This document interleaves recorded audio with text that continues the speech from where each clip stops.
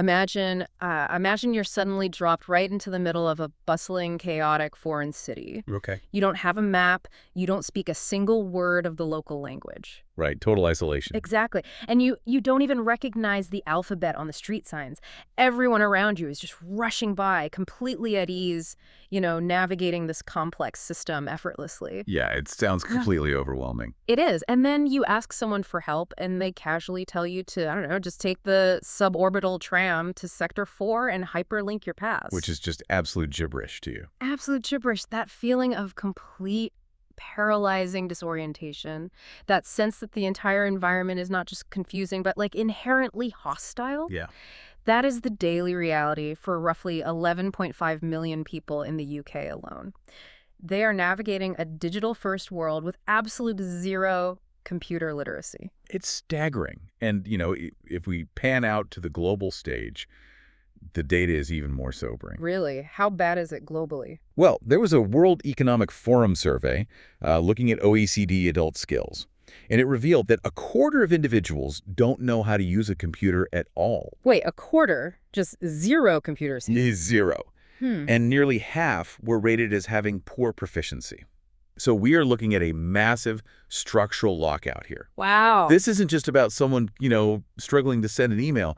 This is about millions of people who are systematically excluded from the modern economy. From healthcare, from civic participation. Exactly. Simply because they cannot navigate the basic infrastructure of the 21st century. So today, we are taking a massive stack of sources. We've got research papers, historical data, government reports from bodies like the Institute for Public Policy Research, and a bunch of practical guides. A really comprehensive stack. Yeah, and we are going to reverse engineer this digital divide. Our mission for you, listening right now, is to construct a clear step-by-step roadmap. A blueprint, essentially. Right, a blueprint for taking someone from absolute zero to functional digital independence. We're going to explore the hidden anxieties, the economics of mentoring, and those specific hurdles that trip up beginners. But to fix the problem, we first have to understand the baseline, right? Exactly. Let's look at what computer literacy actually means, because historically, the definition was radically different than what it is today. Yeah, the historical context is fascinating here. The term computer literacy is generally attributed to Arthur Luhrmann. He was a physicist, right, at Dartmouth. That's the one. Back in 1972, which is wild to think about. Yeah, way before the personal computer revolution. Right. At an American Federation of Information Processing Societies conference, he posed this philosophical question that, frankly, still haunts the tech industry today. Oh, what did he ask? He asked, should the computer teach the student or vice versa? Wow. In 1972, computers were still primarily room-sized mainframes back then. The idea of the average citizen interacting with one was basically science fiction, yet he was already identifying that power dynamic. He saw the trajectory. Luhrmann argued passionately that if computing was going to become this powerful intellectual resource, humans couldn't just be passive subjects of computer-administered instruction. They had to be in charge. Yes. He believed students should master computing as a tool for creation. He envisioned people using algorithms to solve, complex sociological problems. Or simulating ecological systems, right? Exactly. Right. Or manipulating vast amounts of text. His entire philosophy hinged on mastery and control.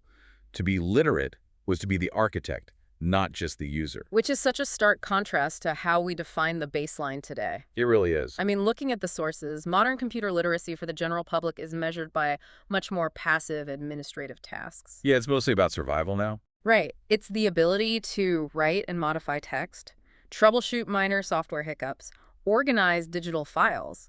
It's totally distinct from digital literacy, which often just means scrolling social media or watching videos. Yeah, consuming media.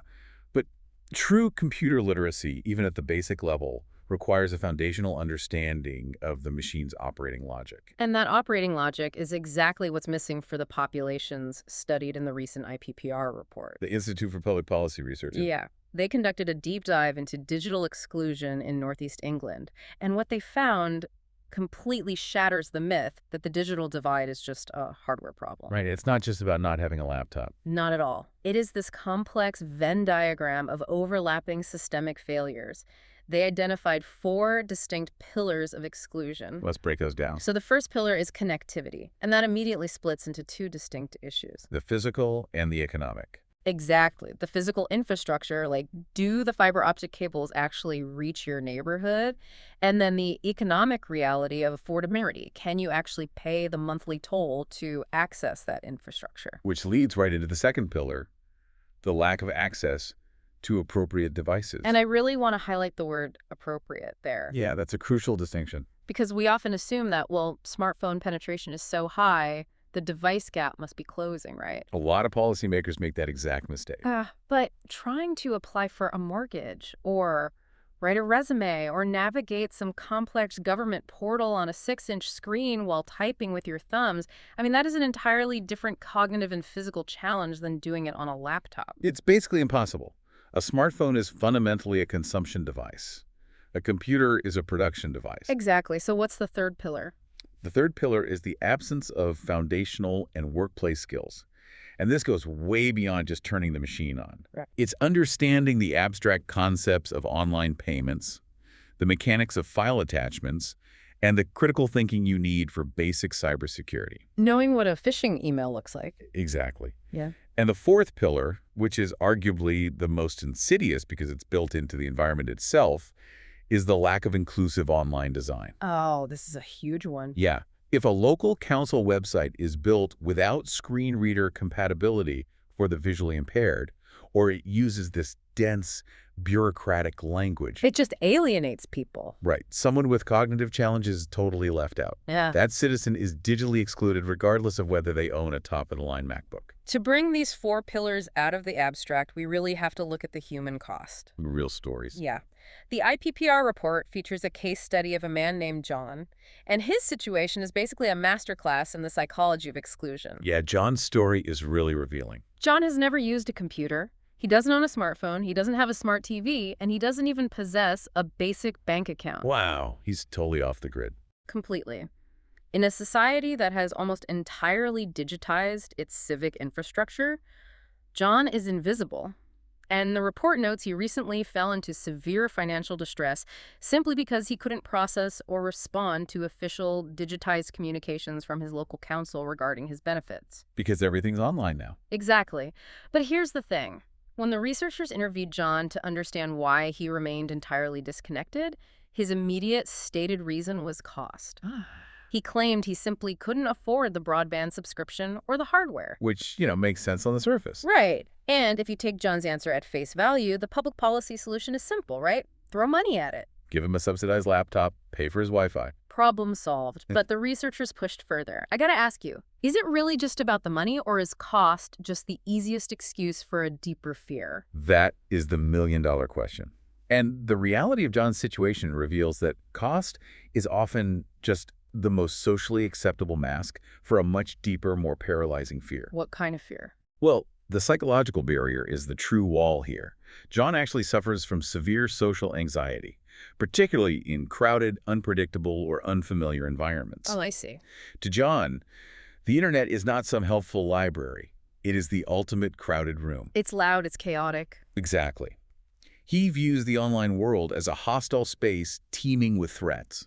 He's specifically terrified of the predatory nature of online gambling, and he has this deep, almost visceral dread of social media. Because of the privacy issues. Yeah, he views it as a machine designed to strip away his privacy.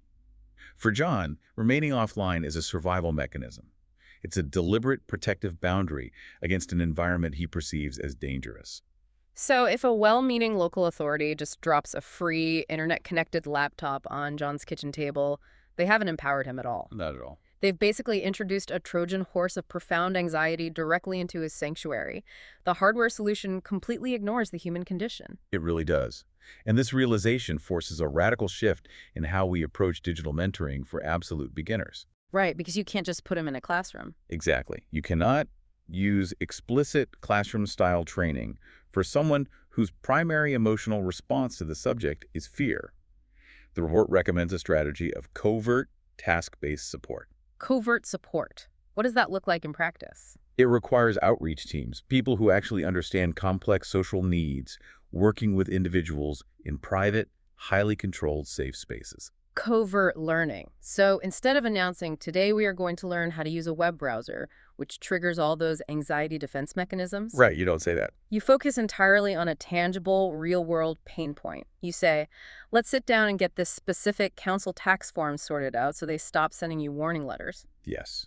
The digital skills like using the mouse, navigating the web address, using a keyboard are acquired purely as a byproduct of solving a problem they actually care about, The technology just becomes this invisible background instrument. rather than the intimidating subject of study. Yeah. The learner achieves a victory submitting the form and experiences a little dopamine hit of success. And the confidence generated by that real-world victory slowly begins to erode the psychological barrier of the machine itself. That's the goal. It's like the difference between forcing someone to study the aerodynamics of a bicycle versus just letting them coast down a gentle hill. That's a great analogy. But, this brings us to a massive logistical hurdle.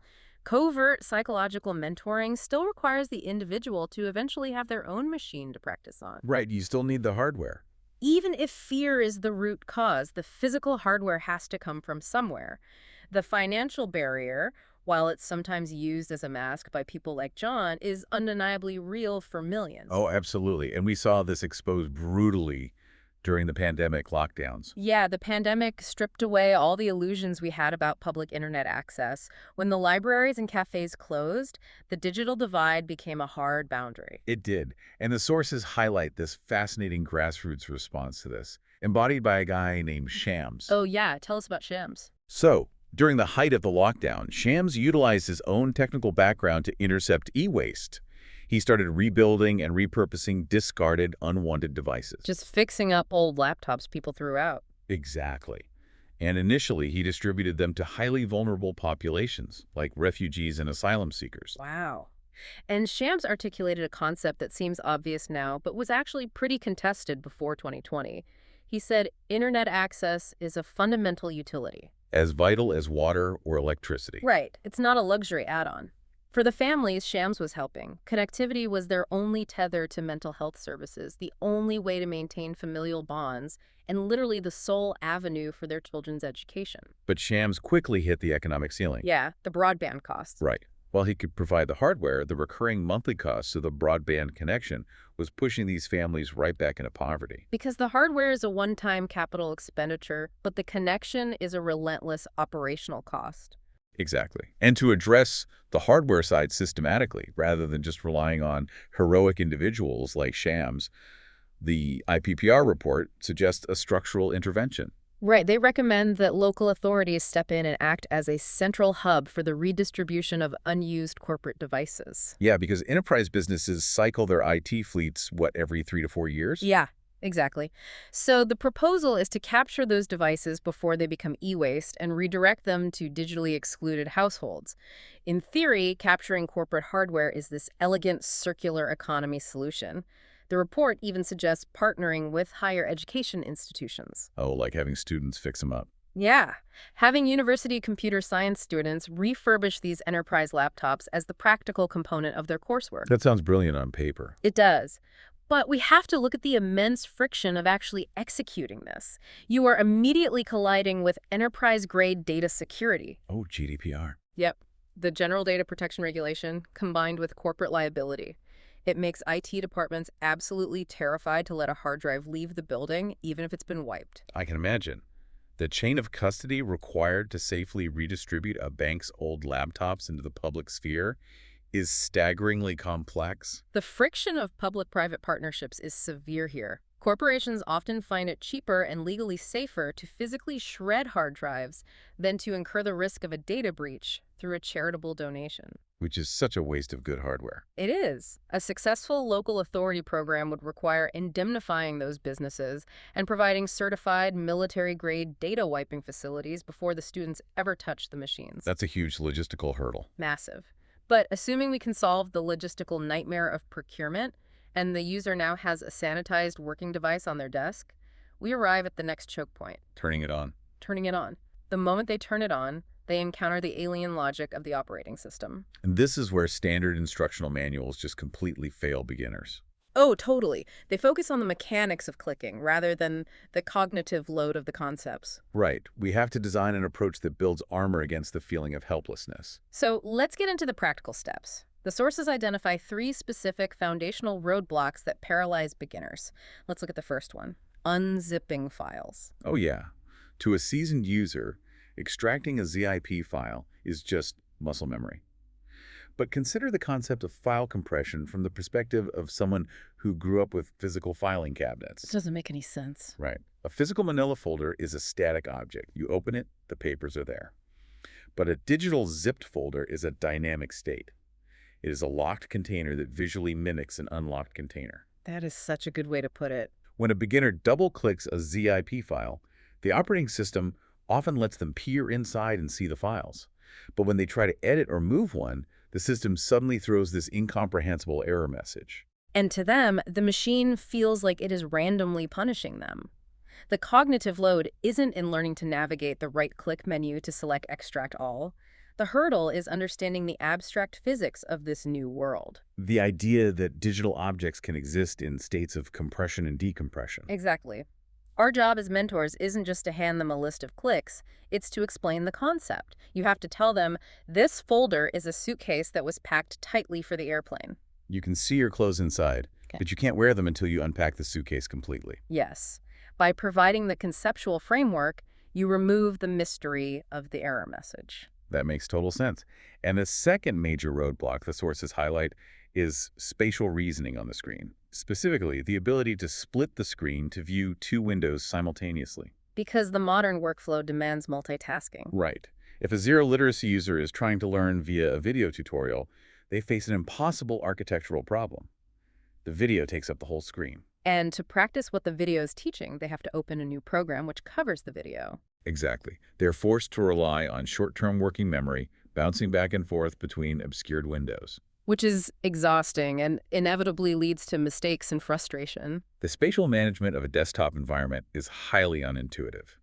Now, modern operating systems have built-in snap features. Oh, like holding the Windows key and using the left or right directional arrows. Yeah, that shortcut perfectly halves the screen.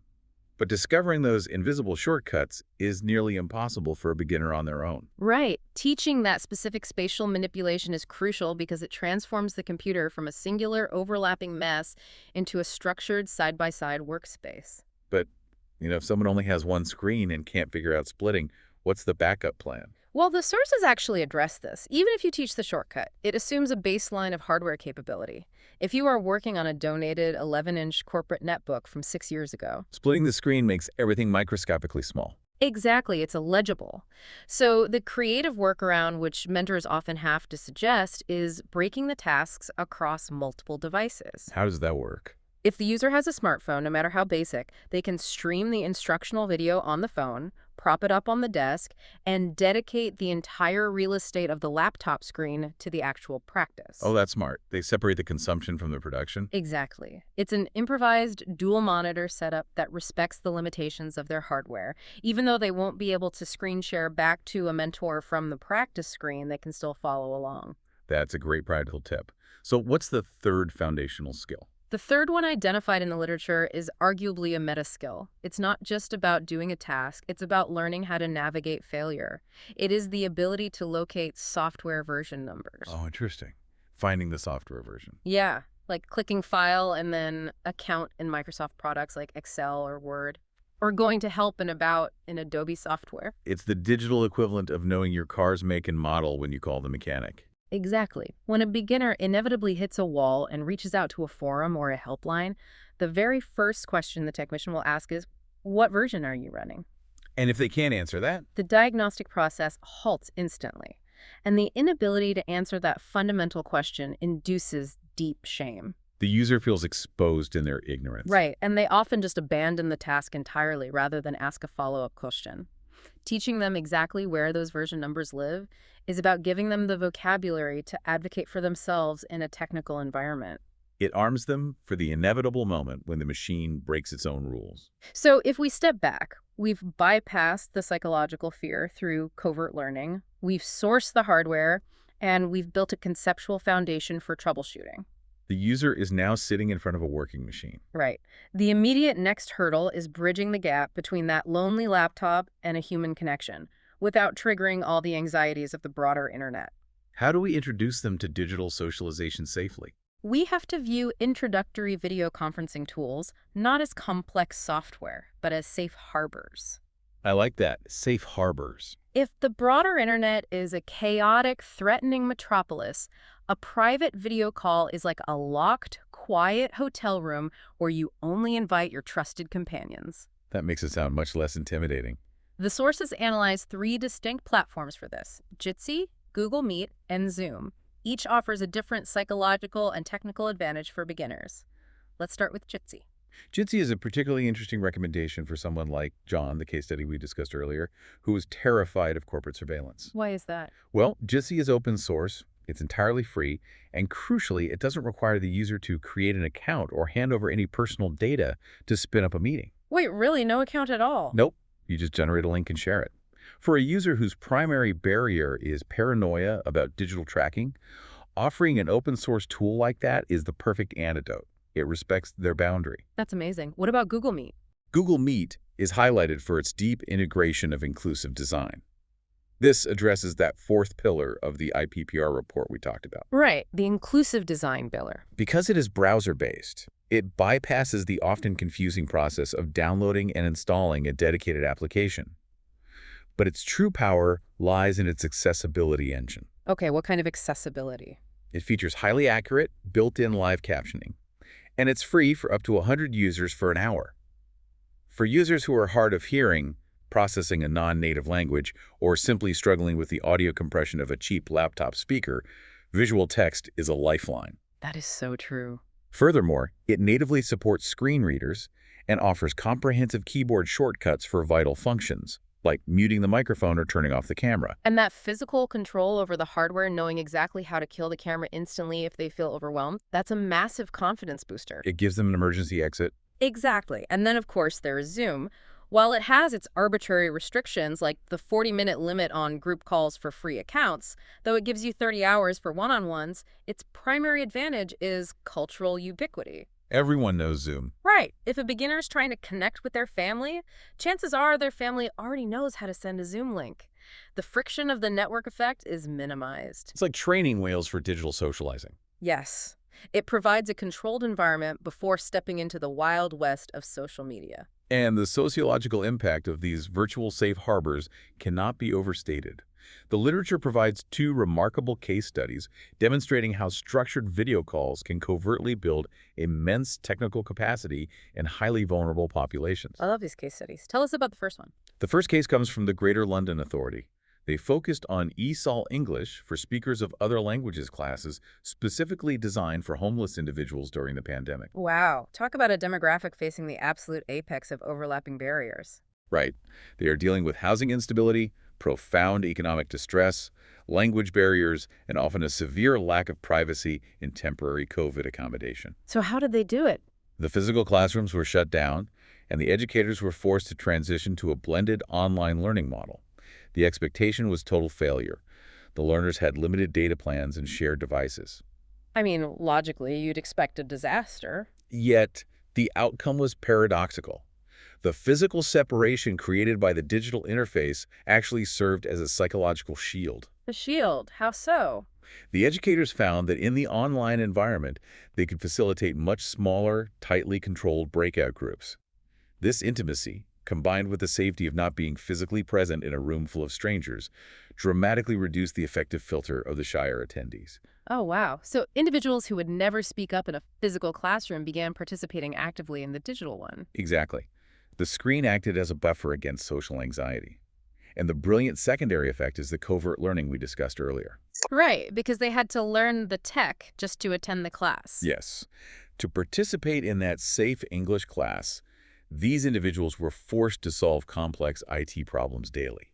They had to manage battery life, negotiate Wi-Fi access, navigate the operating system, handle microphone permissions, and troubleshoot audio feedback loops. They acquired a massive portfolio of digital literacy skills simply as the price of admission for human connection. The desire for connection overpowered the fear of the technology. That's incredible. And we see the exact same mechanism in the second case study, featuring an organization called Sunderland People's First. This group advocates for and supports people with learning disabilities and autistic individuals. So what did they do during the lockdowns? They utilized Zoom and WhatsApp not for formal technical training, but strictly for social survival. They weren't running seminars on spreadsheet formulas? No, they were hosting virtual cook-alongs. I love that. Everyone would set up their tablet or laptop in their respective kitchens, log into the Zoom room, and cook the exact same recipe simultaneously. Chatting and showing off their progress to the camera. Right. And the genius of the virtual cook-along is that it is a high-reward, low-stakes environment. The focus is entirely on the tactile, sensory experience of cooking and the joy of seeing friends. The computer is merely a window. And did it work for teaching tech skills? With persistent, gentle support from facilitators, members of this group didn't just learn to log on. They eventually began recording their own tutorial videos and uploading them to YouTube to help other members learn how to use the interfaces. Are you kidding? They transitioned from isolated individuals to active creators. They were fulfilling Arthur Luhrmann's 1972 vision of computer mastery without even realizing it. That is so inspiring. However, the report does include a vital caveat about this. Oh, right, the limitations. Yeah. While the cook-alongs were a massive success for socializing, many of the same individuals still found the mechanics of online grocery shopping, navigating the carts, the payment gateways, the delivery scheduling to be exclusionary and deeply confusing. Which highlights that digital literacy is highly contextual. Mastery in a social application does not automatically transfer to mastery in an administrative or commercial application. Bridging that final gap, moving from comfortable socializing to independent navigation of the broader digital economy, requires moving beyond informal peer support. Right, the training wheels have to come off eventually. It necessitates structured professional guidance, which leads us to the economics of digital mentoring. Ah, the market reality. Yeah. Practice with friends on free tools is great, but true literacy requires structured guidance. Finding a program that is structured, empathetic, and actually affordable is where the theoretical roadmap hits a harsh reality. If we analyze the landscape of adult computer mentoring in the UK, the industry almost universally operates on a tiered subscription model. And when you break down the pricing structures, it becomes immediately apparent that you are not paying for the curriculum. No, the information on how to use a computer is freely available on the internet. What you are paying for is human patience. Human empathy does not scale. It really doesn't. The economic tiers are a direct reflection of the ratio between asynchronous, scalable content and live, unscalable human interaction. Let's break down those tiers based on the sources. What's the baseline? The baseline is the starter tier, averaging around $29 a month. This is targeted at the highly price-sensitive consumer. But the value proposition of the starter tier is brutal for a true zero literacy learner. For $29, you get access to a library of pre-recorded video lessons and some PDF worksheets. And your only access to a human being is via a support email address and maybe one massive group-style Zoom Q&A session per month. Which is useless if a beginner gets hopelessly stuck on a file management concept on day 2. They are stranded. They have to wait 28 days to ask a question in a crowded virtual room or try to articulate their technical failure in an email. And we already established that emailing a technician is a massive source of shame for them. Exactly. The starter tier is effectively a digital library card. It is insufficient for someone who needs active guidance. So the market response to this is the core tier, which is positioned around $59 a month. This tier represents the sweet spot for viable commercial mentoring. What do you get for £59? You retain access to all the asynchronous materials, but the critical addition is a weekly rhythm of live support. Typically, this includes 4 60-minute group Zoom sessions per month, plus worksheets. That weekly cadence is the bedrock of accountability. The learner knows that if they hit a wall on Tuesday, they only have to survive until Thursday's call to get a sympathetic human to walk them through it. But what about the outlier? Right. What about the individual whose anxiety is so severe that they cannot even articulate their question in front of a small group of peers? For the paralyzed learner, the market offers the premium tier, which immediately jumps to approximately $129 a month. Wow, that's a huge jump. It is. This tier absorbs the high cost of dedicated human capital. It provides everything in the core tier, plus priority response times and, crucially, a private one-on-one Zoom session every month. It is intense, over-the-shoulder, bespoke hand-holding. This is where we have to fundamentally challenge the commercial approach to digital inclusion. We are talking about $59 a month for the bare minimum of effective support, or $129 for the necessary handholding. It's expensive. But let's look back at the IPPR report, specifically the case study of a woman named Myra. Myra is a mother of two, attempting to further her education at a local college. Her situation was heartbreaking. During the lockdowns, her entire family of four was forced to rely on just two aging smartphones to manage work, school, and social connections. And even when the family eventually secured a donated laptop, Myra's connectivity was chained to a strict, metered cellular data plan on her smartphone. She literally had to ration her family's video calls. Yeah. She would calculate the megabyte cost of a conversation with her mother versus her child's ability to download a homework assignment. A commercial subscription model for basic digital literacy is fundamentally broken when applied to this demographic. If you tell Myra she needs to carve $59 out of her monthly food budget to pay for a core mentoring subscription, And then simultaneously burn through her precious cellular data allowance to stream the weekly 60-minute Zoom calls. you are not offering her a ladder. You are building a higher wall. It is a regressive tax on digital exclusion, charging the poorest demographic a premium to access the very tools required to participate in the economy. That is the paradox at the heart of the digital divide. The free market cannot efficiently solve a problem where the target consumer possesses zero purchasing power. So what's the solution? Well, the IPPR report addresses this market failure directly.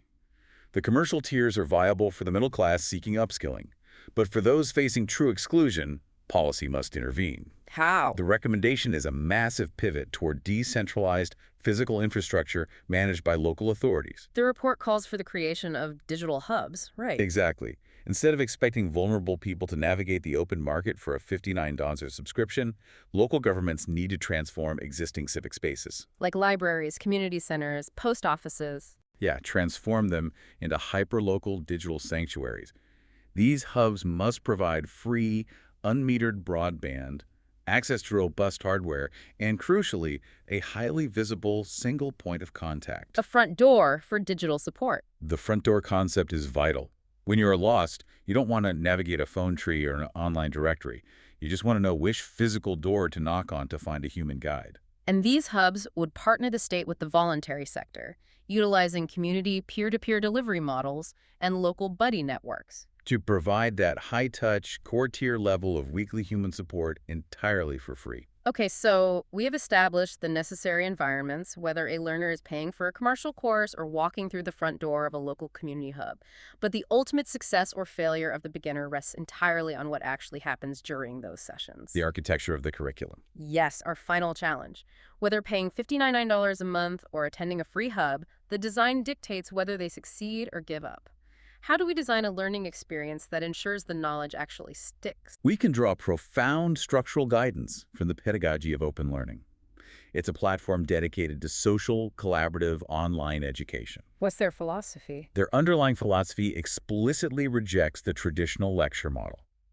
They operate on the premise that deep, durable learning is never achieved through the passive memorization of information. It's forged through active creation, right? Active creation, peer discussion, and guided reflection.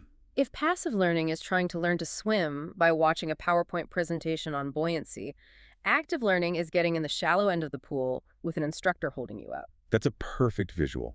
And to get a terrified beginner into the water, you have to establish absolute trust immediately. You cannot begin the first session by lecturing about operating systems. The sources highlight the critical importance of structured icebreakers to artificially accelerate rapport in a virtual environment. Icebreakers are often dismissed as corporate fluff, but in the context of digital vulnerability, they are psychological tools. Because the learners and the mentor are not sharing a physical space. Right. They lack the micro-expressions, the body language, the casual pre-class chatter. They need a mechanism to forge a social bond. The onboarding materials provide a brilliant mechanical example of this. It's a game called Spot the Unicorn. Have you played this? I've read about it. It's an evolution of the classic two truths and a lie game, but adapted for a digital forum. Yeah. The instructor uses a basic text widget, and every participant has to write 3 distinct facts about their life. 2 must be completely true, and one must be a highly plausible fabrication, the unicorn. And then the rest of the cohort uses the form's reply function to interrogate each other and vote on which fact is the lie. The brilliance of the mechanism is multi-layered. First, it democratizes the room. Everyone, including the instructor, is equally vulnerable in sharing personal anecdotes. Second, it instantly gamifies the interaction, replacing anxiety with curiosity. If someone claims they once performed as a backup dancer, speak conversational Russian, and own 4 iguanas, the human brain cannot resist trying to solve the puzzle. It's so true. But third, and most importantly, it covertly teaches the technical skills of using a text editor, navigating a forum thread, and utilizing reply functions. All under the guise of playing a game. It's the covert learning strategy deployed at scale. Once that foundational trust is established, the design of the actual course materials must be scrutinized. We mentioned inclusive design earlier regarding website accessibility, but it is equally critical for instructional materials.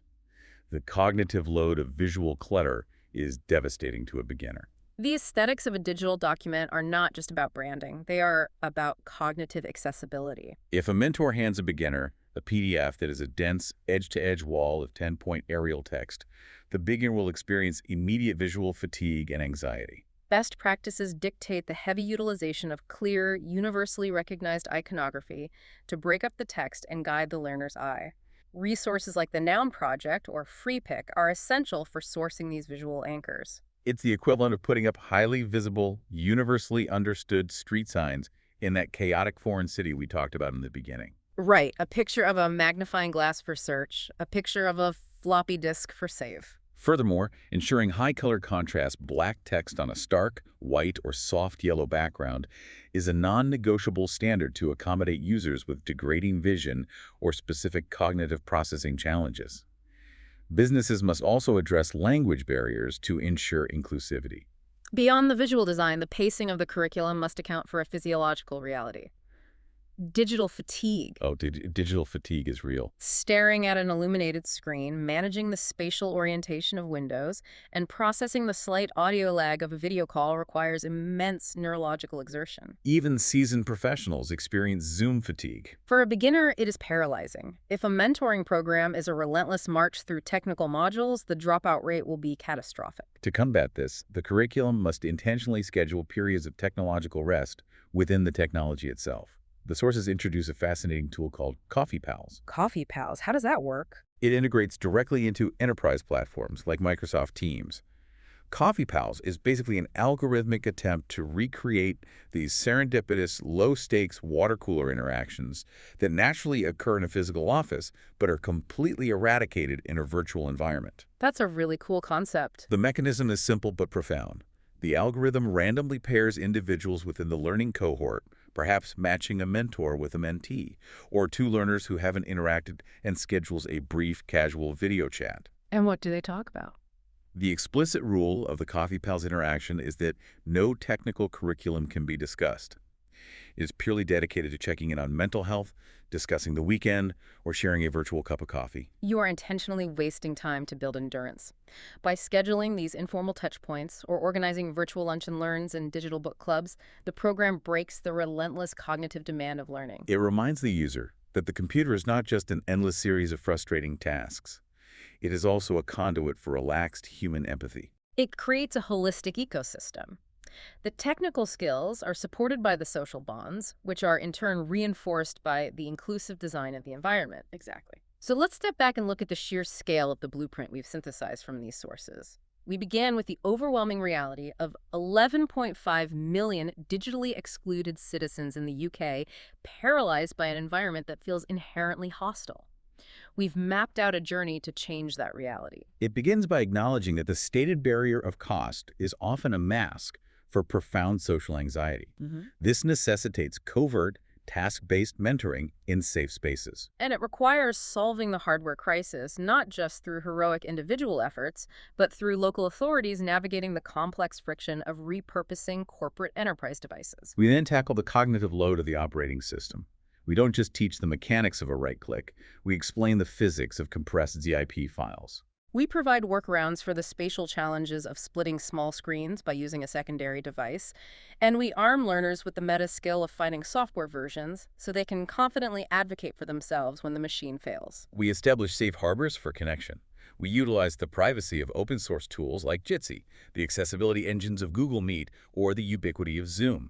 Leveraging these platforms to covertly teach IT skills through low-stakes social interactions, like a virtual cook-along. We confront the regressive economics of the mentoring market, recognizing that while a $59 core tier subscription offers the necessary weekly human accountability, it fails the most vulnerable.